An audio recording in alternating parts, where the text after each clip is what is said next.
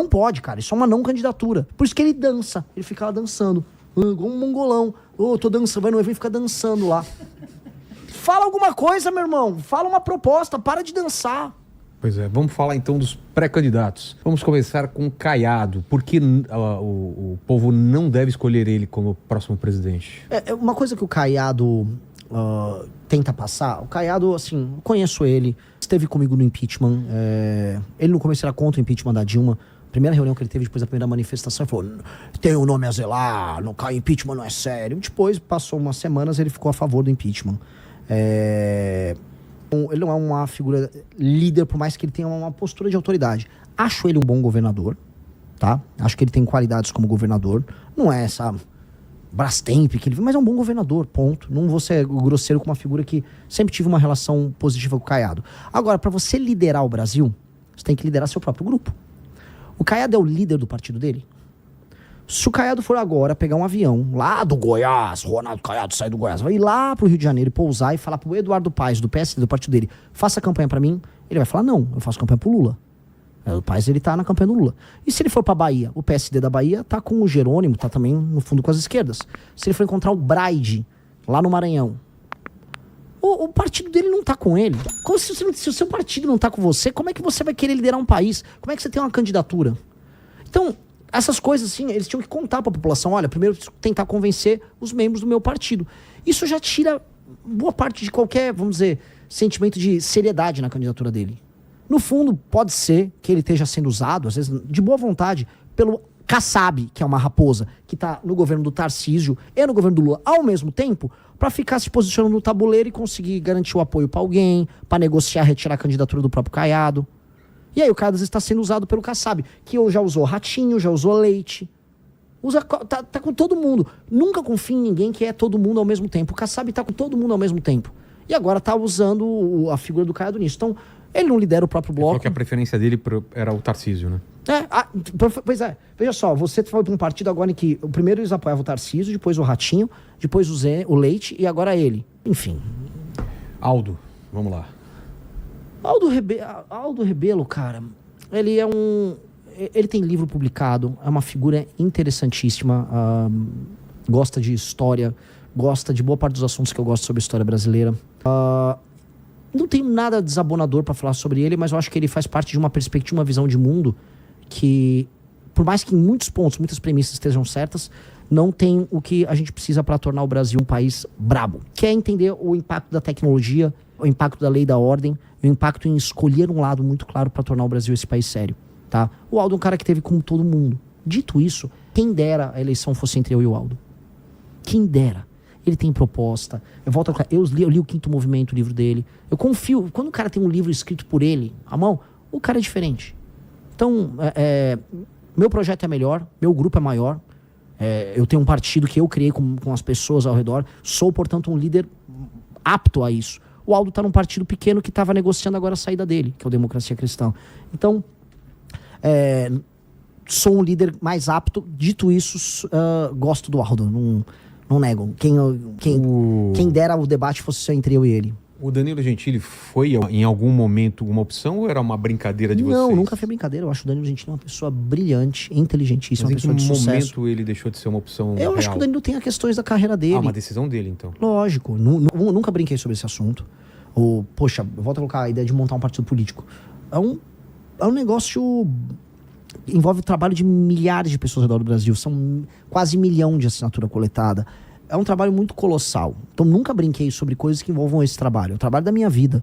Então, eu acho o Danilo, de verdade, um cara sensacional. Ele é um exemplo de homem público na vida pessoal, na vida profissional e nas posições políticas que ele adota. O Danilo, e isso eu avalio para todo mundo, o Danilo topa perder pelo aquilo que acredita. Avalie um homem público pelo que ele perde e não pelo que ele ganha no que ele fala. O Danilo Gentili várias vezes correu o risco de perder a posição dele no SBT, várias vezes sofreu pressões do governo A, B ou C, tentaram cancelar a carreira dele várias vezes, ele nunca moveu o pé das posições dele. Se ele topasse, era ele de presidente? Eu já tinha anunciado ele há muito tempo. Falei, pô, vem Danilo, vem Danilo, vem Danilo. Mas você iria de vice ou não ia ficar nos bastidores? Eu nunca quis ser vice, eu nunca quis ser candidato a deputado. Eu acho que para as pessoas que estão ao nosso redor, veja, eu sempre fui uma grande liderança do MBL.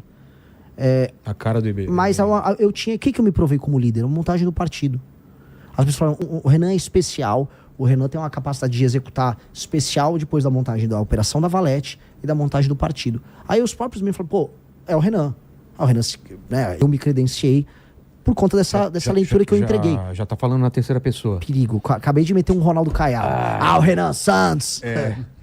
Vamos lá, é o Augusto Cury, próximo? Vamos lá. Ele, inclusive, lançou a pré-candidatura aqui no programa. A gente tomou um susto, né?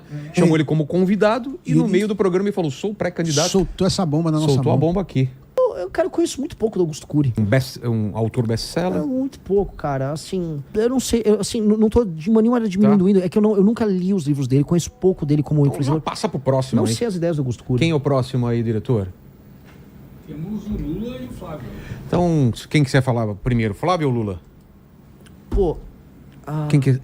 Ou melhor, quem você quer deixar pro final? Assim, sobre o Lula, cara, assim... Não, você vai falar do Lula, eu vou falar do Lula, então, já coloque a foto do Lula, por que não escolhê-lo como próximo presidente? Seria o 4º mandato, certo? Eu já começaria por isso, né? Mas, veja, você tem quantos anos, Vilela? Eu, 55, faço 56. Tenho 42. Então, toda a nossa vida produtiva... Que é isso? Deixa eu desligar. Toda a nossa vida procurando onde era isso aí. Mal aí, ó. Tem até tirado aqui, ó. Hã? Esqueceu do Zema, diretor. Tá bom, ele é o próximo. Foi Lula, Zema e Flávio, pronto. Toda a nossa vida produtiva foi marcada por governos do Lula. A gente se tornou mais produtivo, a gente investiu nas nossas carreiras, a gente tomou as decisões como homens maiores de idade em um país governado basicamente por ele ou pela sucessora dele, pela Dilma. Eles venceram praticamente tudo de 2002 para cá. E o Brasil não se tornou um país melhor. A gente viu o problema da violência aumentar. A gente viu o Brasil entrar num voo de galinha e cair. A gente viu os maiores escândalos de corrupção da nossa história se sucederem. A gente viu a gente se alinhar a um bloco internacional de nações que cometem os crimes dos mais diversos. A gente financiou a ditadura na Venezuela, a gente financiou a ditadura na África. A gente viu o início de discussões no Brasil sobre ódios interregionais. A gente viu o PT dividir o Brasil. A divisão que a gente tem no Brasil, falando, é o direito civil. Mentira, quem dividiu como política foi o PT. Foi a estratégia que o João Santana adotou com o Lula, após o Lula ter o Bolsa Família, que aí ele ficou realmente hegemônico no Nordeste. O Lula ganhou em 2002 com um voto bem distribuído por toda a nação. Tinha voto no Sul, daí ele ganhou em São Paulo em 2002. Entendeu? Então, o PT, naquela época, fez essa escolha, ele dividiu o Brasil em dois. Então, o Lula fez tudo isso. O Brasil não se tornou um país grande. O Brasil se tornou um país que ganhou o apelido de anão diplomático.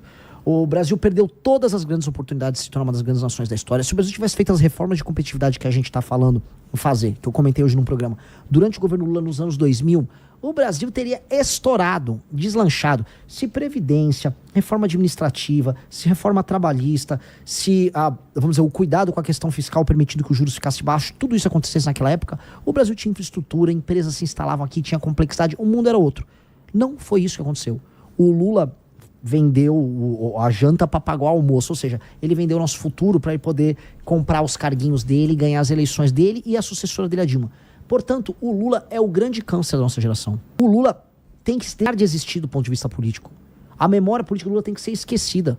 O Lula foi o grande desperdício geracional nosso. E o Lula também representa uma geração, os sonhos da geração dos anos 60, 70 no Brasil, meio de esquerda e tal, que não larga o nosso pé.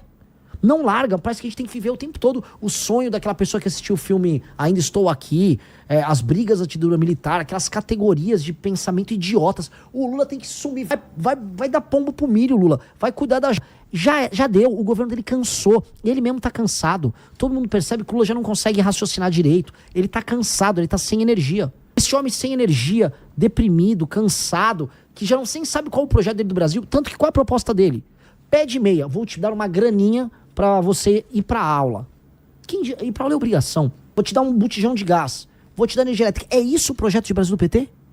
Então o cara começa, né? A esperança, né? 2002, Lula ganhou. A esperança do operário que não sei o quê. Acelera a fita, chegamos em 2026, eu vou te dar um botijão de gás. Calma, que país é esse?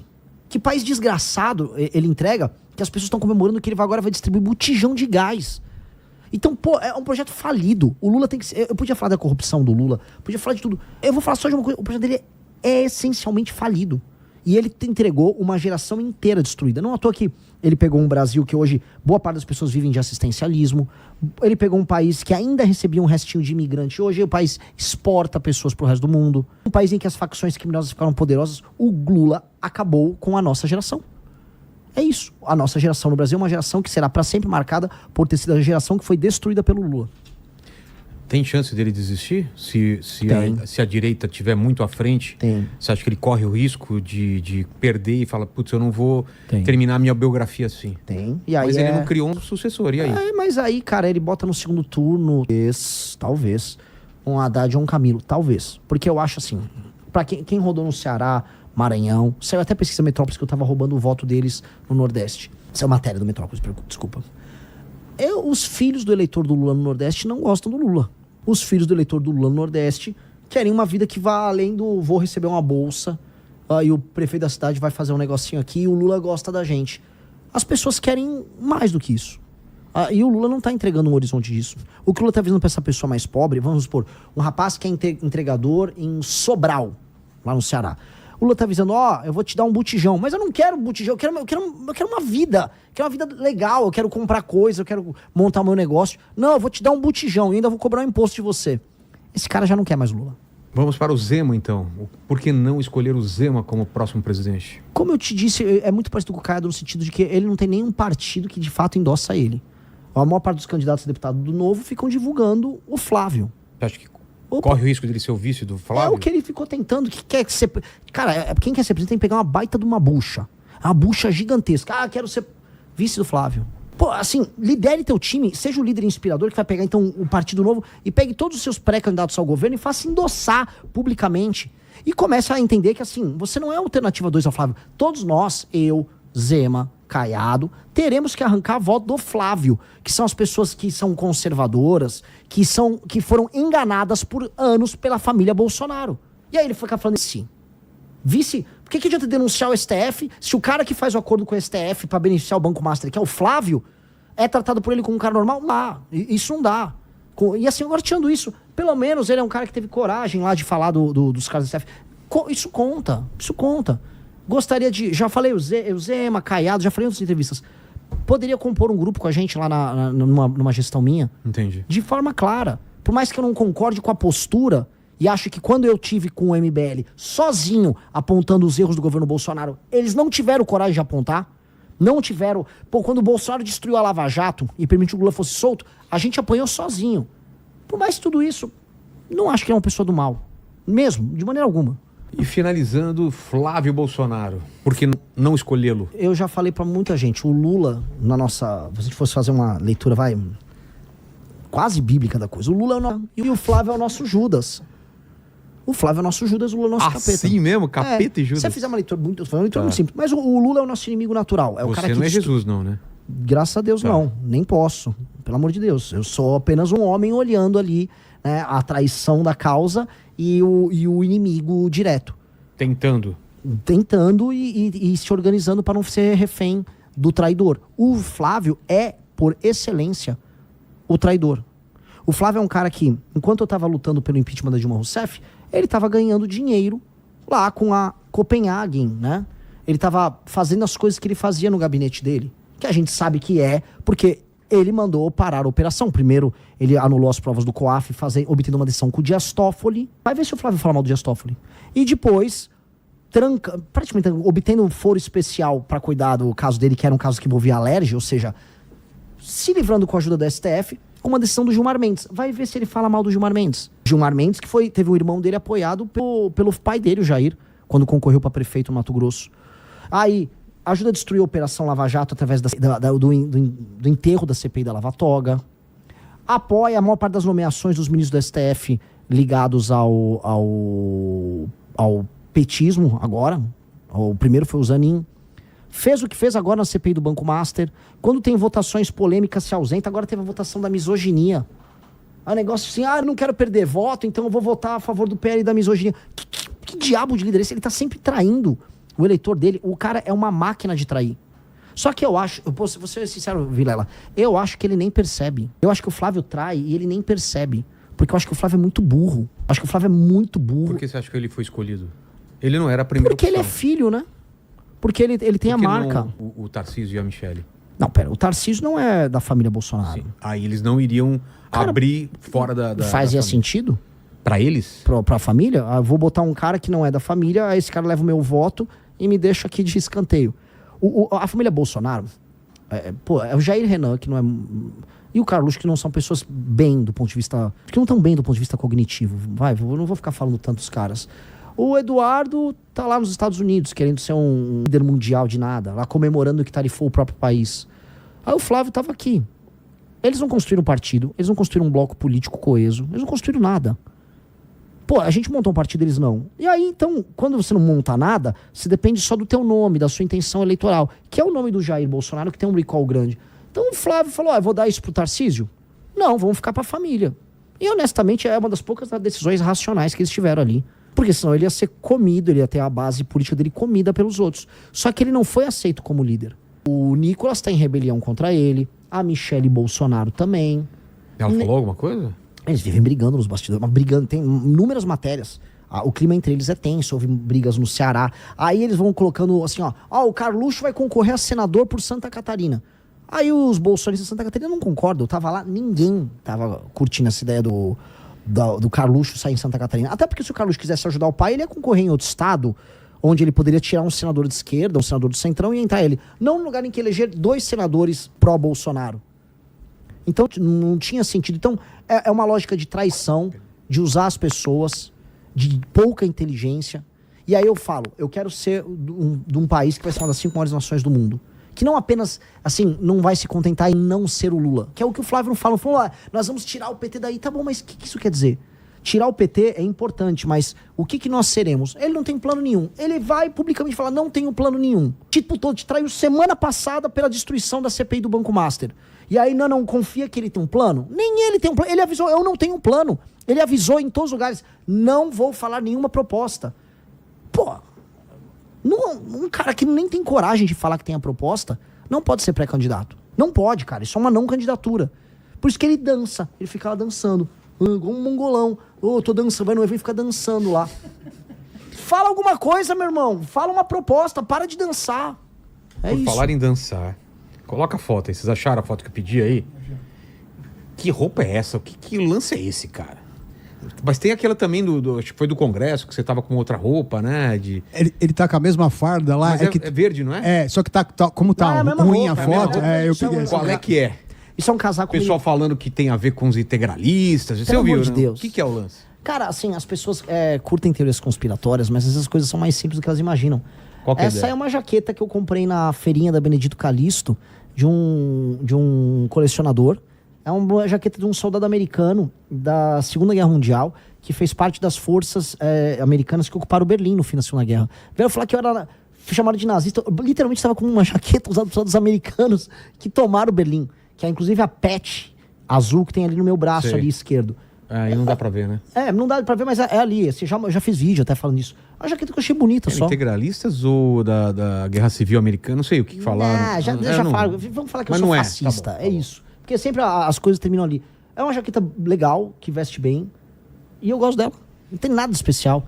Eu já usei essa jaqueta em show da minha banda. Fechou. Ó, a gente faz mais ou menos ao mesmo tempo todos os pré-candidatos. Cabe mais uma perguntinha, se for rápido aí, Helene. Tem pergunta boa, hein? Vou aproveitar a pergunta da Anag, que ela mandou 3 perguntas numa só e aí já mata. Ela fala que é o seguinte: qual a sua opinião sobre maioridade penal, sobre o aborto e a liberdade de expressão? Maioridade penal. Crime hediondo não tem idade penal.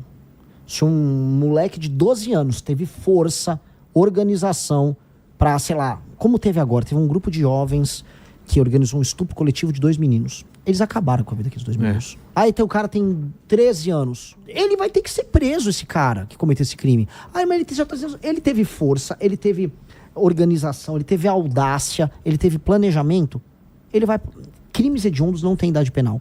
Muitos países adotam esse caminho. Agora, crimes em geral, a redução da maioridade penal tem que reduzir. Até porque tem uma coisa muito perversa, que é o menino, volta para o menino sem pai. Um menino sem a figura paterna na periferia, que é usado como mão de obra barata, como força de reposição do crime organizado. Não dá pra ter isso mais. Então, o crime organizado usa isso porque, vem aqui, coopta esse moleque e bota ele de bucha de canhão. Acabar com a maioridade penal é fazer com que esse estímulo à cooptação do menor diminua muito. Segunda pergunta? É aborto. Eu sou a favor da manutenção da legislação atual. O que significa que eu não vou ampliar o escopo de opções para aborto. A legislação atual é fetos anencéfalos, risco de vida para mãe ou estupro. Eu acho que a sociedade brasileira considera que esses elementos, que são elementos excepcionalíssimos, que envolvem muito, vamos dizer, a vida da mulher, e 2, um ato que é humilhante, destruidor para a mulher, que é o ato de ser estupro, esteja, vamos dizer, esteja dentro da agência, a capacidade de agência da mulher de determinar se ela vai fazer o aborto ou não. E eu acho que isso faz sentido. A sociedade brasileira, ela optou por esse caminho, é um caminho bom.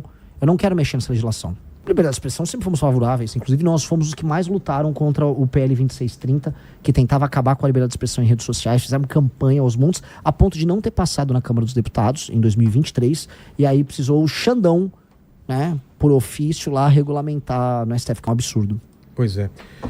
Agora é contigo, Renan, para finalizar, porque as pessoas têm ou devem escolher você como próximo presidente. E obrigado por ter vindo aqui, obrigado a todo mundo que esteve com a gente. Deixa o like e se inscreva no canal. É contigo. Primeiro, muito obrigado, Vilela.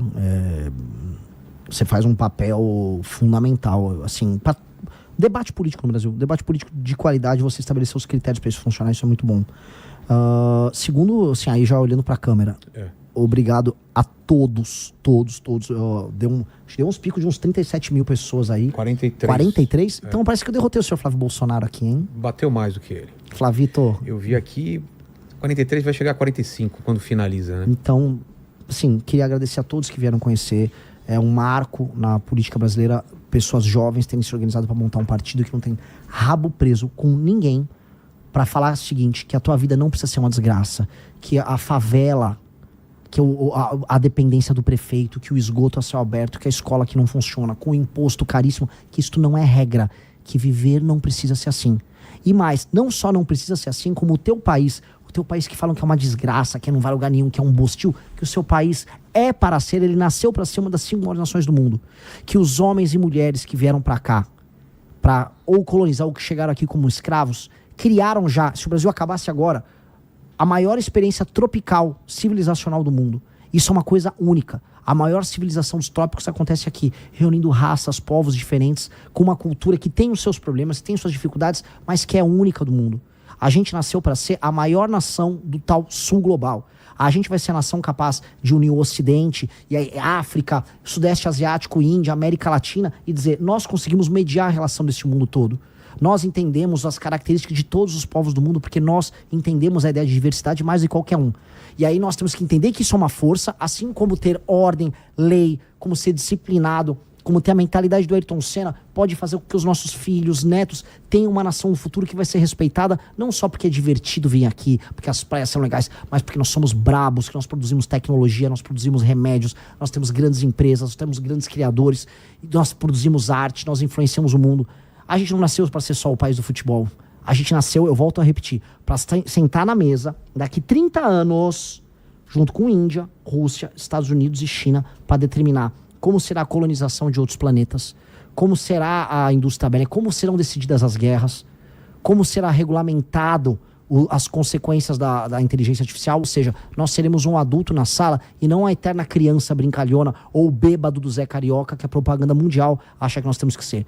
Pense grande, seja humilde para entender o tamanho do problema, mas pense grande com muita ambição que nós chegaremos lá. Nós vamos chegar lá porque o futuro é glorioso. Obrigado. Se curtiu, deixa o like para fortalecer. Se inscreve no canal para não perder nada. Nos vemos no próximo vídeo.